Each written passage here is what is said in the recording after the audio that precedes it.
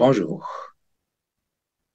En prélude à l'organisation du Salon sur l'éducation au Canada et dans le monde, salon qu'organisera au printemps prochain Malisa Capital en partenariat notamment avec Education Consulting Inc., je suis très heureux de vous présenter cette analyse, cette vidéo, qui est la première d'une série.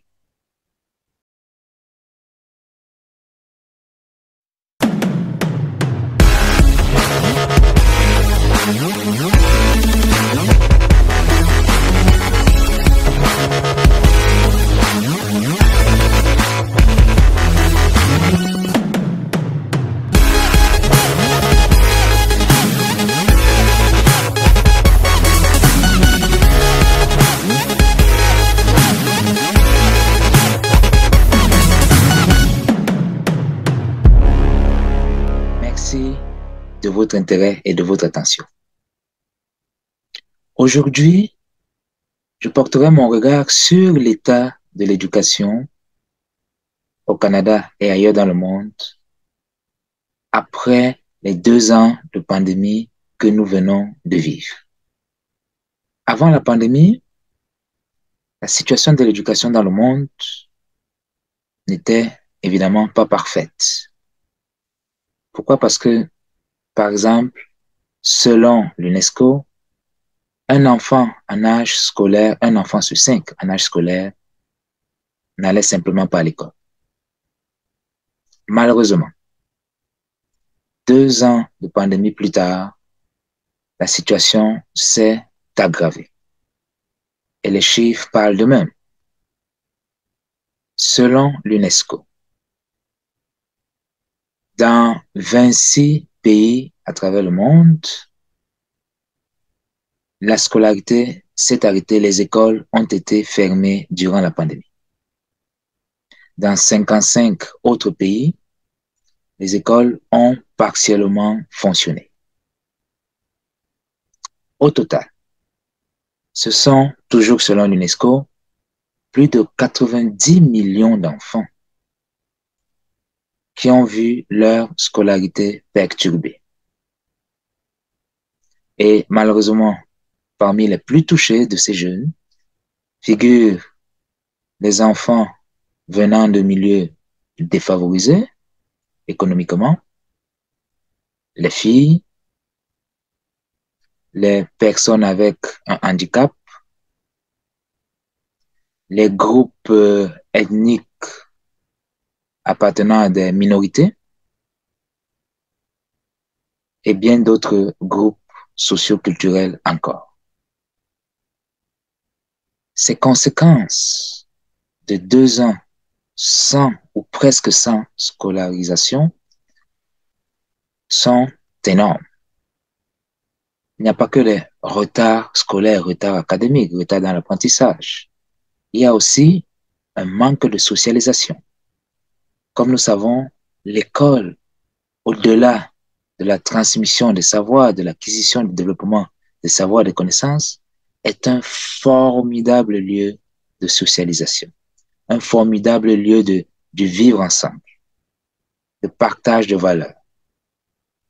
Malheureusement, avec des écoles totalement ou partiellement fermées, des dizaines et des dizaines de millions d'enfants n'ont pas pu voir leurs amis, n'ont pas pu rencontrer leurs enseignants et enseignantes, n'ont pas pu partager leurs difficultés, partager leurs peines, n'ont pas pu se lier d'amitié, vivre simplement, apprendre à vivre, apprendre à respecter les valeurs sociales, les valeurs communes.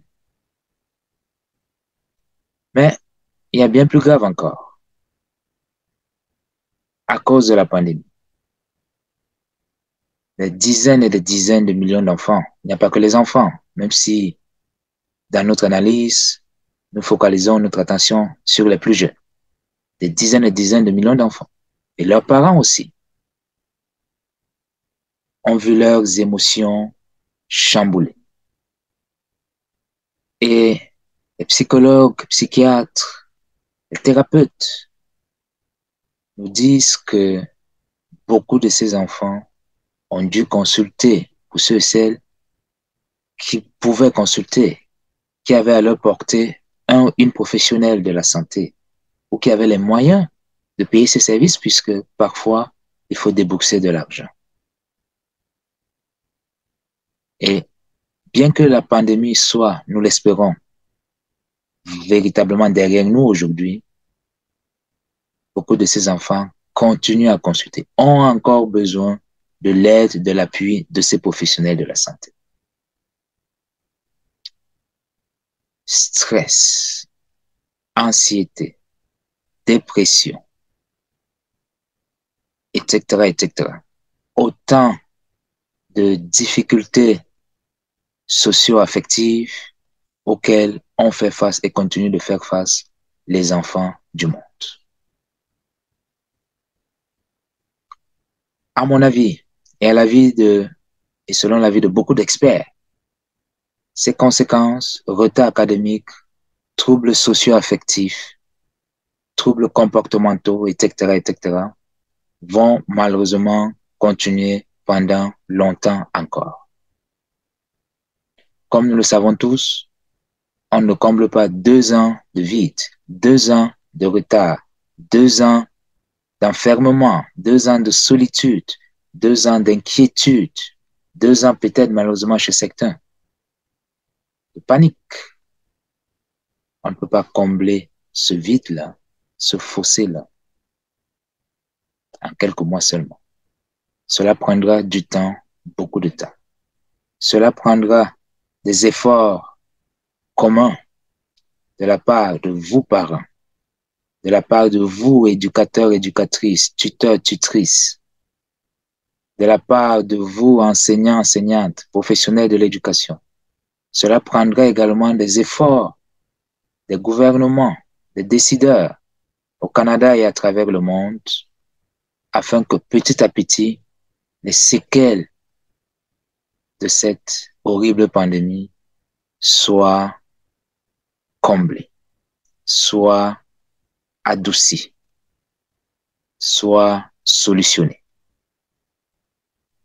Et une chose que le gouvernement devrait faire, c'est d'accroître les budgets liés à l'éducation au Canada et partout dans le monde. Voyez-vous, durant la pandémie, l'enseignement s'est déporté du mode présentiel au mode virtuel. Heureusement que nous sommes à l'âge de l'Internet maintenant. Dans d'autres pays où l'Internet n'est pas aussi répandu qu'ici au Canada, l'enseignement s'est fait à travers les médias publics, la télévision et la radio nationale notamment. Nous avons constaté, et ce fossé dont je vais parler existait déjà, nous le savons, bien avant la pandémie. Nous avons constaté que durant cette pandémie, le fossé numérique nord-sud, pays du nord, par rapport aux pays du sud, c'est encore vérifié. Ici au Canada, par exemple, la plupart des écoles ont pu fonctionner. Dans certaines écoles, on avait même la possibilité d'offrir des ordinateurs aux familles qui n'en possédaient pas ou qui n'en possédaient pas assez, afin que tous les enfants puissent se connecter et continuer les apprentissages en ligne avec leurs enseignants et enseignantes. Et dans de nombreux pays du Sud, cela n'a pas été possible. Ces pays déjà, nous le savons, font face à de graves difficultés économiques, financières. La pauvreté, le chômage, la sécheresse parfois ou d'autres calamités naturelles, les guerres, les déplacements de population, la famine et bien d'autres problèmes encore. Mais il n'y a pas qu'entre les pays du Nord et ceux du Sud que cette triste réalité s'est vérifiée. Dans les pays du Nord, entre les zones urbaines, les grandes villes comme Montréal, Toronto, et les campagnes, les régions éloignées, reculées, difficiles d'accès. On a noté aussi une grande différence. À Toronto, par exemple, les enfants avaient tous, à ma connaissance, là, au moins un ordinateur à la maison. Ordinateur acheté par la famille ou offert par leur école. L'accès à l'Internet n'était probablement pas parfait dans toutes les familles, mais fonctionnait assez bien, à ma connaissance. Par contre, dans de nombreuses zones rurales du Canada, dans les régions éloignées, difficiles d'accès du Canada, beaucoup de familles n'avaient pas et n'ont toujours pas accès à l'Internet. Beaucoup de familles ne possèdent pas un ordinateur et de nombreuses écoles n'avaient pas les moyens d'offrir un ordinateur à chaque enfant, à chaque famille. Donc, que s'est-il passé? Malheureusement, beaucoup d'enfants ont été, pendant plusieurs semaines, voire plusieurs mois, coupés de toute scolarité, de tout apprentissage, faute d'accès à l'Internet ou faute de possession d'un outil informatique, d'un ordinateur ou d'une tablette, par exemple. Il n'y a pas si longtemps que ça, dans une conversation que j'ai eue avec un directeur d'école d'une région éloignée du Canada, ce directeur me faisait savoir qu'il a eu le bonheur à la rentrée de revoir certains élèves qu'il avait perdus de vue depuis environ 2 ans. Ces jeunes s'étaient éloignés de l'école. Ces jeunes n'avaient pas pu se connecter à l'Internet. Ces jeunes étaient coupés de tout apprentissage, de toute socialisation à l'école. Et maintenant, cette école-là a mis en place certaines initiatives, certains appuis par les enseignants-enseignantes, par des éducateurs, pardon, éducateurs et éducatrices spécialisés pour venir en aide à ces jeunes qui, heureusement, reviennent à l'école.